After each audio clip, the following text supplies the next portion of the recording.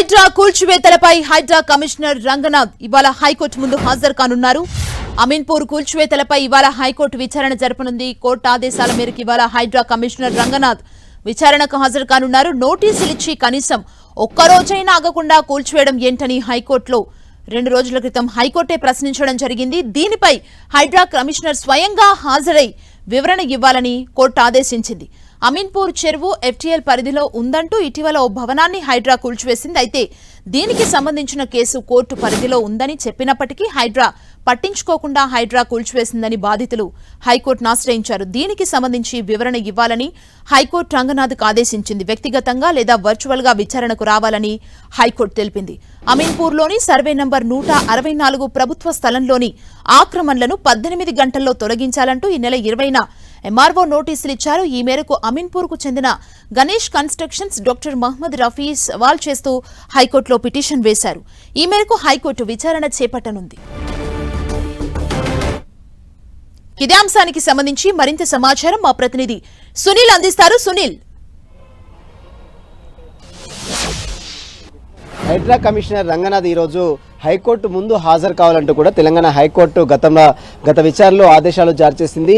అయితే ఇటీవల కాలంలో అమీన్పూర్లో కోర్టు పరిధిలో ఉన్నటువంటి భూమి విషయం సంబంధించిన దానిపై ఎంఆర్ఓ 24 గంటల్లో కూల్చివేయాలంటూ దాఖలు చేసినటువంటి ఉత్తర్వులు సవాల్ చేస్తూ గతంలో హైకోర్టు దృష్టికి పిటిషన్ దాఖలు చేశారు. దీనిపై విచారించిన court Hydraa commissioner Ranganath virtual గానీ లేదా నేరుగా గానీ కోర్టు ముందు హాజరు కావాలంటూ కూడా కోర్టు ఆదేశాలు జారీ చేసింది. చెరువులు నాలాలు పరిరక్షించాలనేటువంటి ఉద్దేశంతో ఇటీవల కాలంలో తెలంగాణ రాష్ట్ర ప్రభుత్వం హైడ్రా కమిషన్ ఏర్పాటు చేసింది. ఇటీవల కాలంలో నాలాలను అదేవిధంగా చెరువును కబ్జా చేసినటువంటి అనేక అక్రమ నిర్మాణాలు మొత్తం కూడా కూల్చివేస్తుంది. కానీ కొన్ని కోర్టు పరిధిలో ఉన్నటువంటి వాటిని సైతము కూల్చివేయడాన్ని సవాల్ చేస్తూ హైకోర్టులో అనేక పిటిషన్లు కూడా దాఖలు కావడంతో ఇప్పటికే మనం చూసాం దుర్గం చెరువు విషయంలో హైకోర్టు మధ్యంతర ఉత్తర్వులు జారీ చేసింది. దానికి సంబంధించిన పూర్తి వివరాలు తీసుకోవాలని ఇప్పటికే హైడ్రా కమిషన్ కి ఆదేశాలు జారీ చేసింది.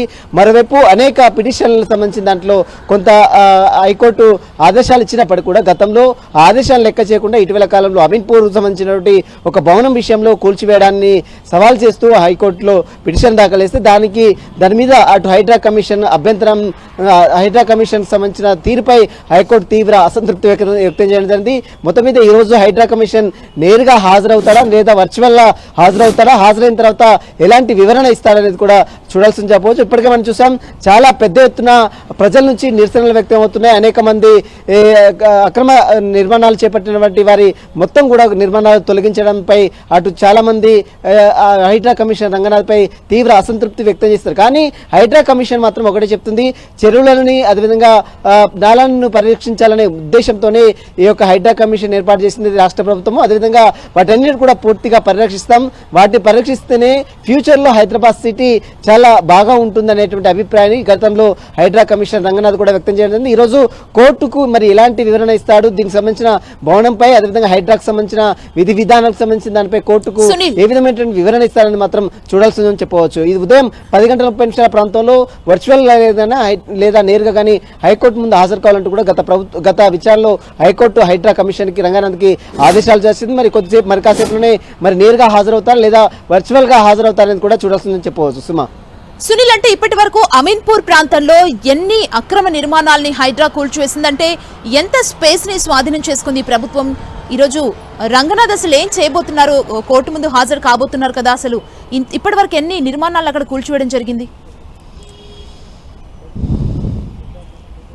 అమీన్పూర్తో పాటు చాలా పరిసర ప్రాంతాలు కుక్కట్పల్లి అదేవిధంగా ఇటీవల మనం చూసాం లంగర్ హౌస్, ఈ పరిసర ప్రాంతాలు మూసీ పరివాహక ప్రాంతాలు మొత్తం కూడా హైడ్రా అక్రమ నిర్మాణాన్ని గుర్తించి వాటిని బఫర్ జోన్ ఎఫ్టీఎల్ పరిధిలో ఉన్నటువంటి వాటి ఏ విధంగా అక్రమ నిర్మాణాలు చేపట్టినో వాటన్నిటి కూడా కూల్చివేసిన సంఘటన కూడా చూసాం.